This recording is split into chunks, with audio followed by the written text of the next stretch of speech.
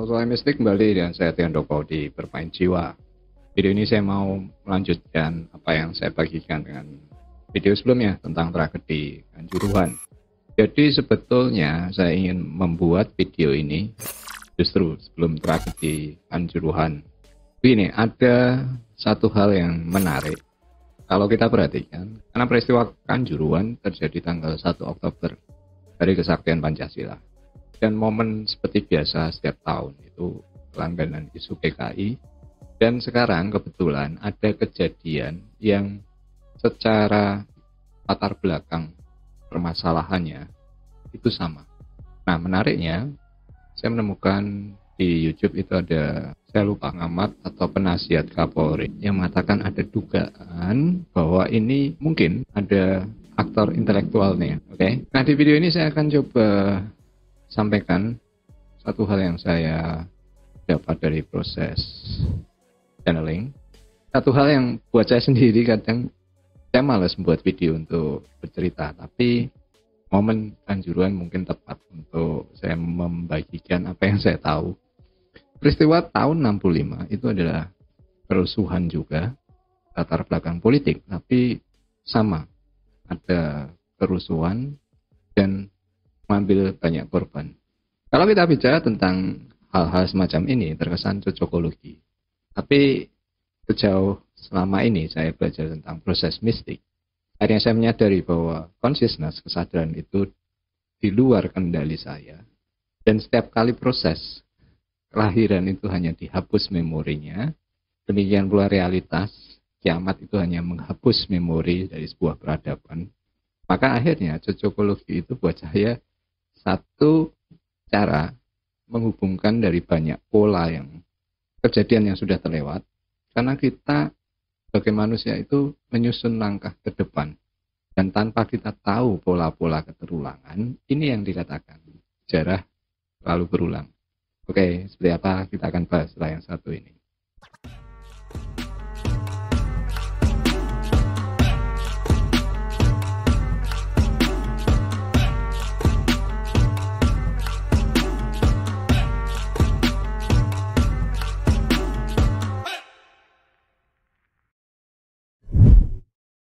Oke, jadi terakhir juga saya sempat melihat, semoga saya tidak salah, ada pernyataan juga dari Menko Polhukam, Pak Mahfud, bahwa ada kemungkinan juga ini adalah skenario, karena dilihat dari proses kejadiannya itu begitu banyak hal yang tidak masuk akal. Jadi begini, saya biasa men-channel atau terhubung, ini yang orang banyak sebut sebagai Dewan Galaksi gitu ya. Jadi kalau kalian tanya siapa sosoknya, tidak ada sosoknya. Jadi semua ini murni aktivitas gelombang kesadaran. Sosok itu dibentuk dari kesadaran. Jadi dulu saya pengen tahu nih siapa sosoknya. Saya dikatakan begitu kamu mencari sosok, kamu terjebak karena kamu berhenti pada identitas. Dan simulasi peradaban itu di level dimensi 3 itu bagaimana lolos dari identitas fisik. Ini sulit karena selalu berulang-ulang. Nah, lalu apa maksudnya? Jadi maksudnya seperti ini. Kalau kita menghadapi satu hal seperti kita mendapat informasi semacam ini, kita kan pasti mencari pihak. Di level mistik, kita itu tidak perlu sibuk dengan pihak. Karena semua gambaran ini hanyalah sebuah aktivitas simulasi, maya. Tapi yang nyata itu adalah sebuah ide. Ini makanya kita kenal ideologi. Jadi saya diajarkan, sosoknya ketemu atau tidak, ada atau tidak, nyata atau tidak, ide itu ada. Entah itu di kepala siapa, orang mana, itu sudah ada. Jadi ketika kita menghadapi situasi seperti kemarin ya, ini yang saya katakan, semua bentuk simulasi yang memicu bagaimana kita bergerak selevel kesadaran. Jadi orang sadar itu berpikir secara wawasan itu lebih luas. Jadi meskipun tadi yang saya katakan ada pola perolangan, ada cocokologi, itu membuat kita cara sikap itu sudah satu langkah untuk mengantisipasi bahwa itu bisa saja terulang dan terjadi. Jadi ini terkait juga ada kemarin pernyataan dari Sam Dadang dan wakil Aremania yang akhirnya diprotes juga oleh banyak Aremania yang lain. Ini kita itu terjebak pada satu hal yang saya katakan subconscious ya, di bawah sadar. Ketika tradisi seperti biasa di lapangan turun, biasanya juga nggak rusuh, tapi jelas itu sudah melanggar aturan dalam dunia sepak bola itu sendiri. Nah kita itu terbiasa karena itu sudah bergerak secara alam bawah sadar, hanya itu menjadi pembenaran. Jadi momentum saatnya mengubah tradisi atau membiarkan itu terulang. Artinya saya ingin mengatakan bahwa kalau selama ini tidak ada kejadian seperti kemarin, tapi tidak meniadakan kemungkinan menjadi seperti kemarin. Oke. Kemudian yang berikutnya, kita ini kan berantem dengan bangsa sendiri. Even katakanlah itu polisi ya. Tapi itu adalah katakan keluarga juga, satu lingkup konteks dalam keindonesiaan. Saya pernah membagikan video tentang bagaimana Illuminati itu menggerakkan semua di belakang ini. Orang susah percaya karena mereka menggerakkan itu di alam bawah sadar. Di video itu saya juga jelaskan, semua ini sifatnya politik karena semua punya kepentingan, dan bagaimana kita cermati setiap kepentingan itu membuat kita bersikap lebih waspada. Jadi katakanlah polisi di situ salah menggunakan gas air mata. Artinya kalau supporter saya turun, video tentang Illuminati saya jelaskan. Untuk memetakan atau memahami macam itu, pertanyaannya hanya sederhana. Apapun yang kamu lakukan, kamu itu menjadi alat. Ini bukan tentang pihak, benar atau salah, tapi menjadi alat. Misalnya, saya supporter membela diri, biasanya tidak ada seperti itu. Kalau tidak ada gas air mata, tidak mungkin kejadian itu. Nah, saya, Illuminati itu menciptakan supaya kamu tidak berpikir lebih dari itu. Saya membuat kamu terjebak pada sebuah perdebatan yang memungkinkan kamu tidak berpikir bahwa itu saya bangun. Oke? Jadi ketika kita berpikir semacam ini, kalau saya turun ke lapangan, saya bisa dimanfaatkan siapa? Demikian pula di pihak polisi. Kalau saya menghadapi massa, kemudian mengikuti SOP misalnya, SOP polisi, saya melempar, kemudian jatuh korban, ya kan? Saya menjadi alat siap. Jadi dengan demikian kita berpikir tidak hanya pada diri kita sendiri ataupun pihak musuh, tapi pihak ketiga yang tidak pernah kelihatan. Apakah tragedi Kanjuruhan mungkin ada agenda politik atau ada aktor atau ada skenario di belakang itu semua? Jadi bulan September kemarin sebenarnya saya mau membuat video materi terkait komunisme. Ada buku yang keluar tahun 2020, The Jakarta Method, bahasa Indonesia Metode Jakarta atau Rencana Jakarta. Yang ditulis oleh Vincent Bevin, seorang jurnalis yang mengumpulkan banyak data terkait peristiwa 65, dan di situ dia merujuk beberapa dokumen rahasia yang sudah dibuka ke publik. Nah, kalau pertanyaan seperti Kanjuruhan, mungkinkah, bayangkan peristiwa 65 G30 SPKI menurut versi Vincent Bevin itu adalah sebuah skenario besar. Jadi secara garis besar itu adalah rencana Amerika untuk membuat propaganda anti komunisme, dan Soekarno menjadi target karena dia berusaha melebur konsep Nasakom, nasionalis, agama, dan komunis. Kali itu kekuatan. Jadi peristiwa genosida jutaan orang mati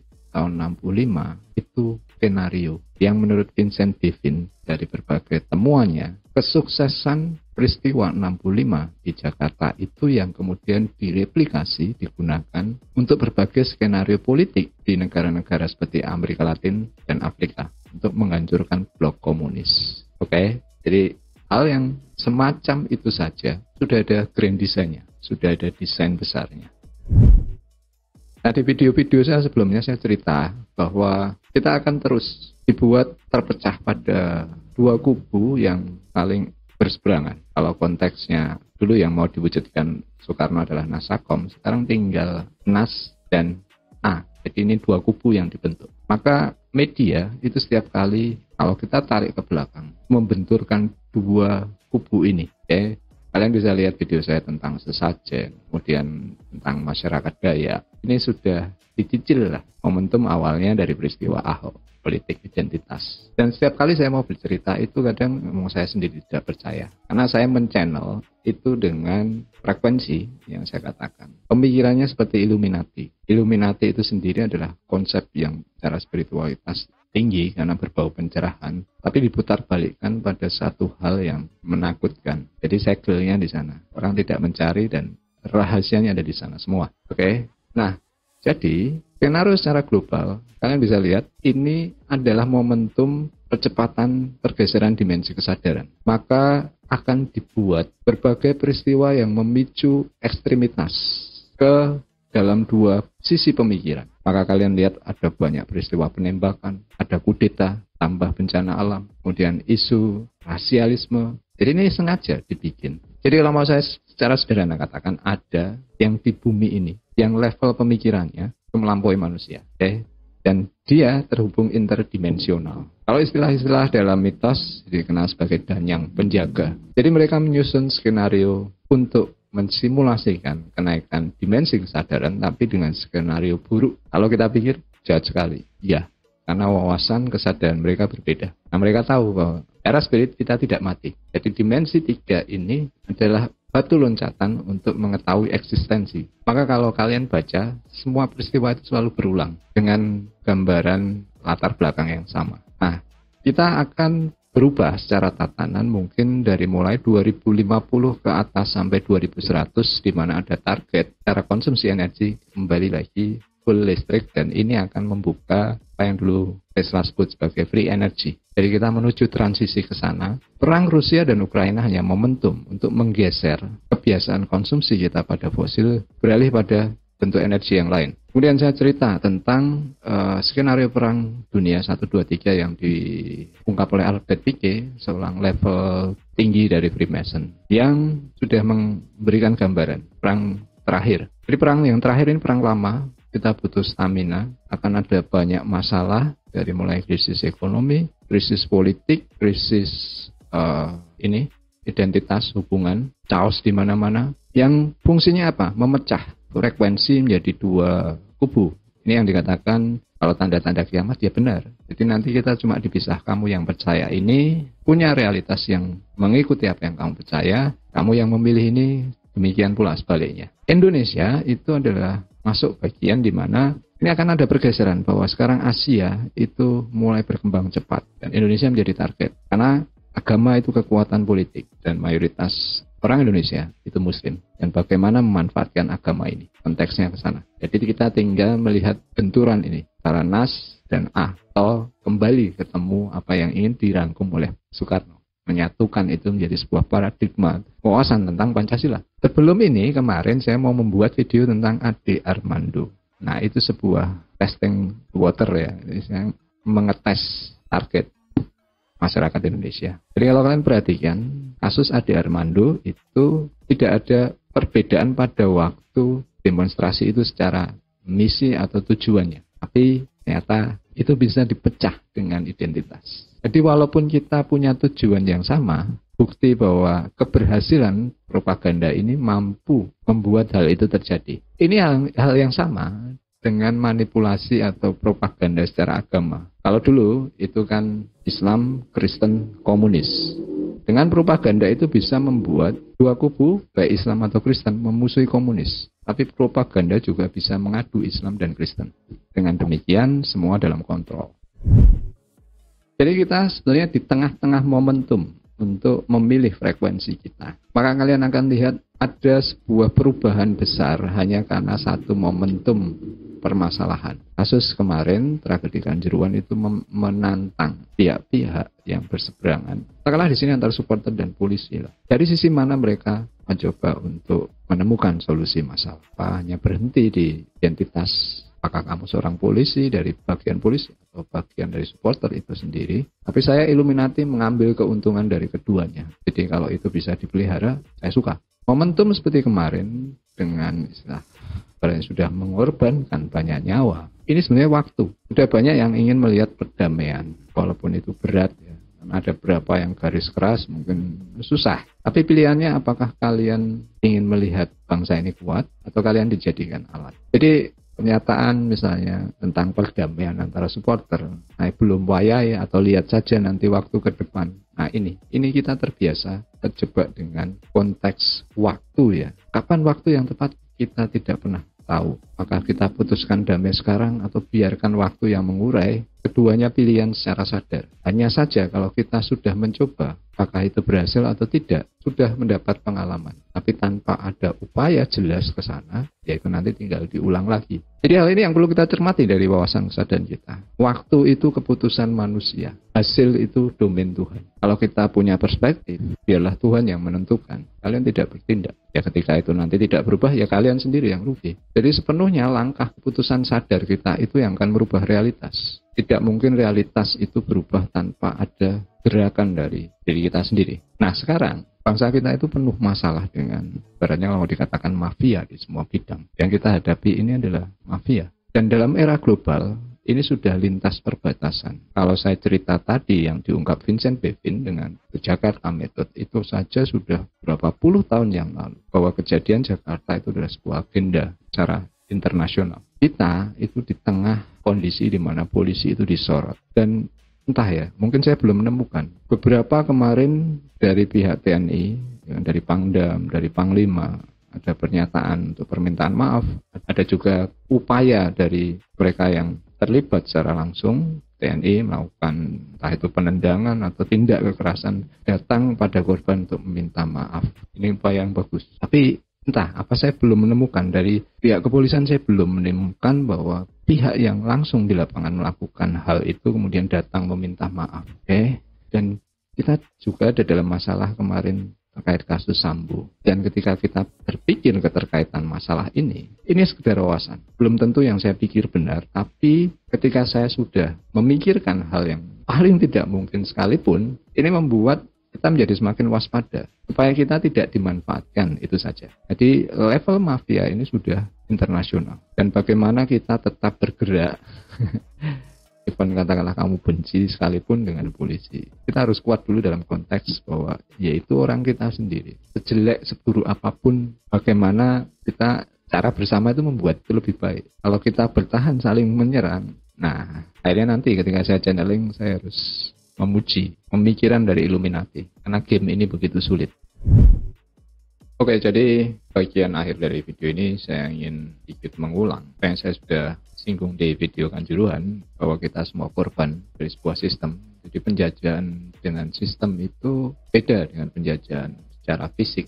Kalau penjajahan secara fisik itu secara kasat mata bisa diketahui, tapi kalau secara sistem ini yang sulit. Spiritualitas itu sebetulnya wawasan supaya kita terbebas dari apapun yang buat tanpa sadar kita itu jajah. Jadi momen bersamaan kemarin ketika ada tragedi yang memilukan, pada saat yang bersamaan juga ada deklarasi capres ya. Jadi penjajahan secara sistem ya, satu contoh adalah tentang demokrasi. Kita semua memuja demokrasi yang dianggap mewakili suara rakyat ya kan. Tapi dari situ juga bisa dimanfaatkan. Kenapa? Oh bisa dimanfaatkan ya. Jadi kultus itu adalah pemujaan, ada pemimpin. Sulit menemukan pemimpin karena pemimpin dan penguasa itu berbeda. Seorang pemimpin kadang tidak butuh kekuasaan untuk mengubah sebuah keadaan, tapi seorang penguasa itu berusaha memanfaatkan dan mengubah keadaan apapun untuk mendapatkan kepemimpinan. Jadi beda ya, dua hal ini berbeda. Penjajahan secara sistem itu semu, tidak bisa segera diketahui. Jadi kalau kita kembali flashback pada era Soeharto, semuanya serba dibatasi, tidak bebas. Sedikit berbeda kamu bisa dalam masalah. Baliknya, kalau kita dalam penjajahan secara sistem, justru kamu diberi ruang sebebas-bebasnya, diberi medianya, sosial media, YouTube, ya kan, untuk saling menyerang satu sama lain. Ya, jadi penjajahan secara sistem tanpa sadar. Maka ada banyak agenda yang sebenarnya sudah berjalan, memecah belah dari skenario Illuminati. Ya. Jadi kita akan lebih terbiasa sekarang bagaimana propaganda untuk membela agama. Nah, orang tidak mungkin melepas agamanya. Agama itu sudah merupakan sistem. Maka ujiannya dua kubu, nasionalis dan agama. Demikian pula propaganda penistaan agama itu akan dibiasakan. Jadi satu sama lain kalian akan saling menyerang dengan alasan penistaan agama. Itu sudah berhasil provokasinya. Jadi saya ceritakan indikator Ade Armando juga. Walaupun sama-sama membela satu kepentingan yang sama, tapi tetap saja bisa diadu dengan identitas. Labeling, kafir, ateis itu juga akan semakin kerap.